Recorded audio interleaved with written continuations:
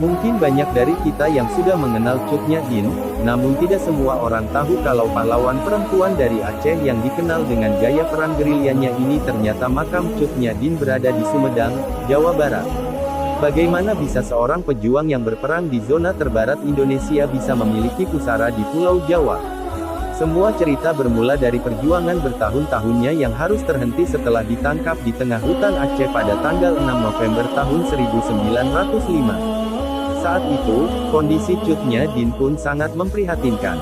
Ia tertangkap dengan penglihatan yang sudah mulai kabur hingga sakit encok parah yang sudah ia derita di tahun-tahun akhir perjuangannya. Kondisi Cut Nyak Dien ini membuat Pang Laut sebagai panglima perang merasa prihatin dan akhirnya berkhianat. Pang Laut lalu melaporkan kepada pihak Belanda dengan syarat diasingkan dengan tetap menjaga kondisi Cut Nyak Dien hingga sehat kembali.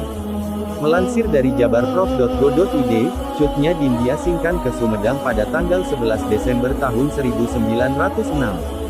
Saat tiba di Sumedang, Cut Nyak Dien disambut oleh Gubernur Jenderal Belanda JBV Heuks dan Bupati Sumedang Pangeran Arya Surya Atmaja. Tempat pengasingan Cut Nyak Dien berada di Kampung Kaum, Kelurahan Regol Wetan. Cut Nyak Dien ditempatkan di rumah tokoh Sumedang yang bernama Kiai Haji Ilyas. Awal mula pengasingan, Cut Nyak Dien dianggap orang asing dan penduduk sekitar tidak ada yang mengenal dirinya. Selama hidup di Sumedang, Cut Nyak Dien memiliki julukan baru, yaitu sebagai Ibu Suci atau Ibu Prabu karena pintar melantunkan ayat suci Al-Quran.